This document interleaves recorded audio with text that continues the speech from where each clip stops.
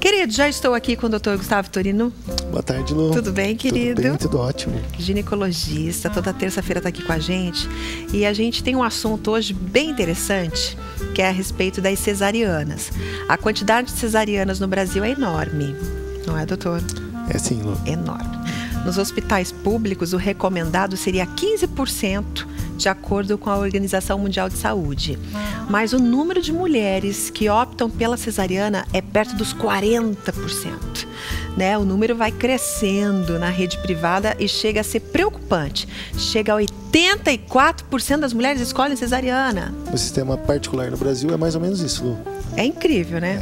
Aí, no dia 6 de janeiro, o que aconteceu? O Ministério da Saúde, em conjunto com a Agência Nacional de Saúde, divulgou uma série de resoluções com o objetivo de dar continuidade a ações que o governo tem de diminuir o número de cesarianas consideradas desnecessárias no país.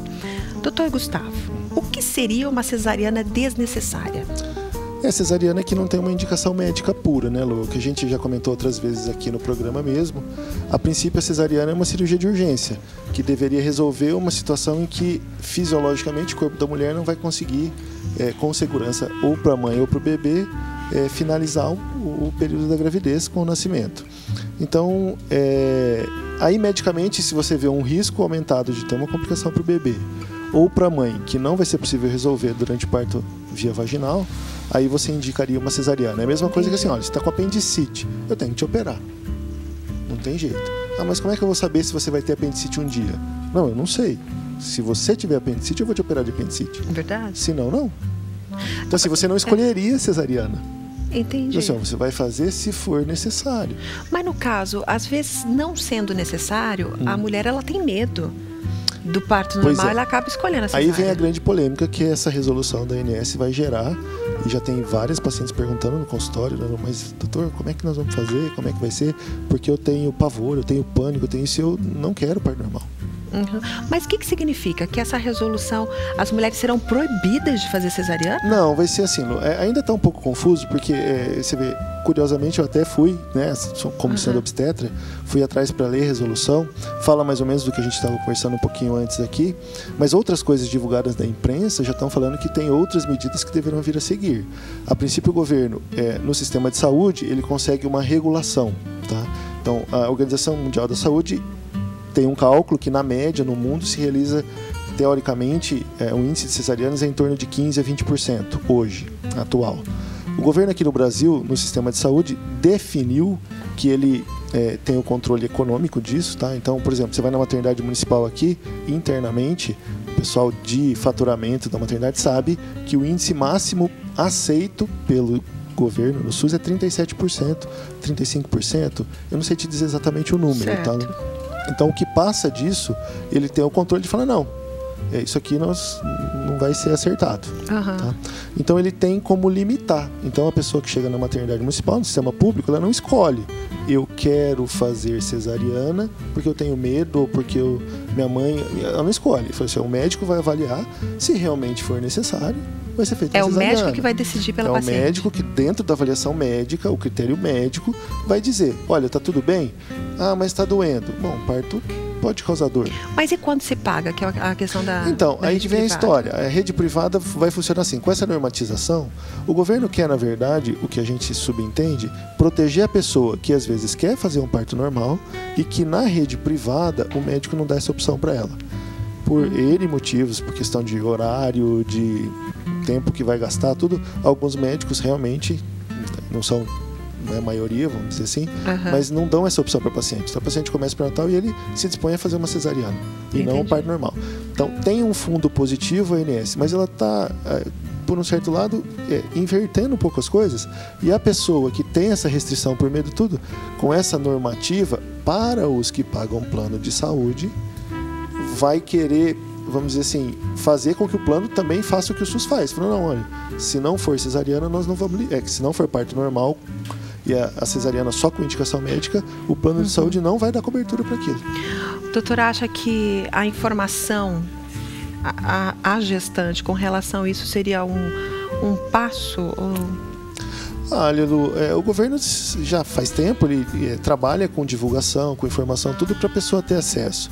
Então, o que há hoje é que existe um intermediário que a gente fala. Na verdade, se perdeu um pouco com os planos de saúde aquela relação mais direta que o médico tem com o paciente. Porque se você é minha paciente de um determinado convênio, na verdade, tudo que a gente tem que se reportar é esse convênio. A relação não é direta minha com você.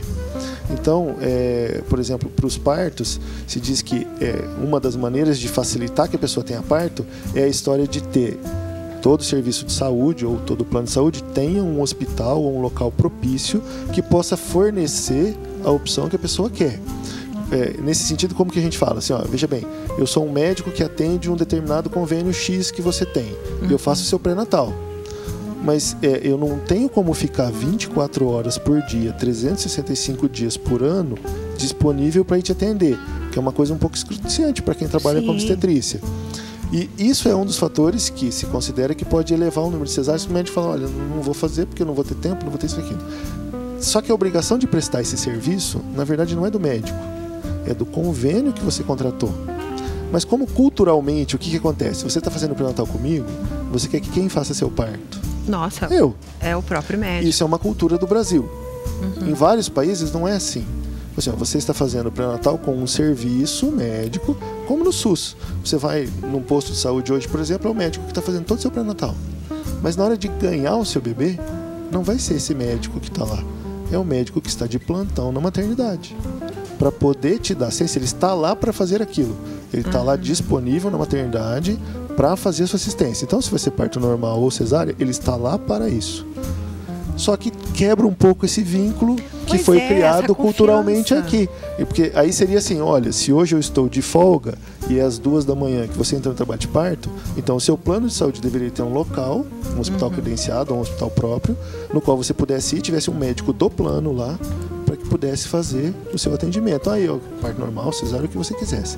Então, isso é um pouco confuso no Brasil. Quando a gente só avalia números, não está se levando em conta todo esse vínculo, os medos da mãe. Aí o que está aparecendo na imprensa? Que fala assim, não, vai ter que fazer tudo isso e o plano vai ser desobrigado de cobrir aquela conta médica e vai obrigar você que já paga um plano de saúde a pagar uma cesariana particular, se quiser. Então, vai ficar tá meio confuso isso ainda. Saiu uma normativa, eu li a normativa completa, fala dessas coisas que a gente estava falando com relação a cartão de pré-natal. São 3 resoluções, gente. Exatamente. A primeira que diz em relação a ampliar o acesso da gestante à informação. A segunda que fala das operadoras de saúde que terão de fornecer um cartão gestante. Na verdade, eu até te falo que é um pouco confuso a operadora oferecer, porque não é a operadora que faz o plano de saúde. Que faz o atendimento da gestante. É um médico dela que faz. Então, na verdade, aí vem uma coisa já de escola, né, Lu?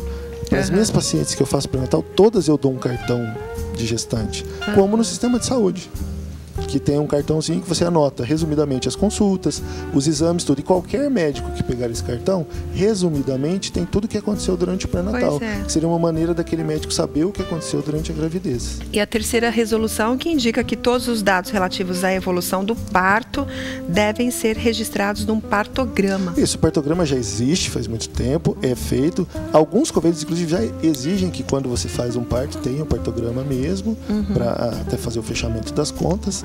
Mas agora o governo vai tornar isso obrigatório e aí já é uma maneira que não sei se ajuda tanto a paciente, mas vai ajudar o plano de saúde, porque se no partograma é o registro dos momentos do trabalho de parto, da hora que ela começou a ter as contrações, quanto que está indo a dilatação, como que está indo a descida do bebê para o nascimento, como que está o acompanhamento, o ritmo cardíaco, tudo que a gente vai fazendo o acompanhamento durante o trabalho de parto, que às vezes dura 4, 6, 8, 10 horas, é vamos dizer assim, um documento no qual você registra tudo isso. E pelo partograma, você pode falar, olha, a análise de partograma bem feito pode dizer, olha, realmente aqui tinha uma indicação para fazer uma cesariana. Mas aí vai proteger o convênio, porque ele fala, olha, o partograma está normal, por que fez cesariana? Pois é. Você entendeu? Então, assim, são documentos que vão dupla via. Então, assim, vai ser muito discutido, vai gerar muita polêmica ainda. A princípio é uma normativa que deve se estabelecer ao longo desses próximos 6 meses. A gente vai ter que esperar as reações que vão acontecer. As polêmicas. De grupos, tem grupos que são extremamente favoráveis ao parto normal, que acham que está certo. Tem outros grupos grupos de feministas que eu já vi que defendem a liberdade da mulher escolher tudo que ela quer, que já são contra a história dela não poder escolher a cesariana. Poxa. Então tudo isso ainda vai gerar bastante polêmica, Lu. Fefe, produção. Tem tempo ainda com o doutor? Oba, adoro. Oba. Doutor, a Dayana, ela está na 2ª gravidez. Sim. Olha só, Dayana. E está tendo infecção e problemas no rim. É normal isso? Não, não é normal, Lu. A gente sabe que o índice de problemas de rim na gravidez aumenta um pouco pela alteração anatômica. O útero cresce, comprime um pouco o canal da urina, a bexiga. Isso favorece, em algumas situações, a gerar infecção. Só que isso é um problema e é uma infecção que tem que ser considerada como uma infecção importante. Deve ser tratada para evitar que ela tenha complicações. Lembrando que a gestante tem uma imunidade diminuída e se ela tiver uma infecção de rim, por exemplo, grave, existe risco de vida, inclusive. Então ela tem que tomar muito cuidado com essa infecção de urina. A Priscila fez redução de estômago e quer saber se pode tomar pílula ou é melhor injeção anticoncepcional. Lu, a definição pelo método que ela vai usar vai depender de como que ela está atualmente, quanto tempo que fez a cirurgia, tudo. Mas como a cirurgia de estômago ela reduz a absorção de tanto nutrientes quanto de medicações que você vai usar, talvez a pílula não seja mais interessante para ela.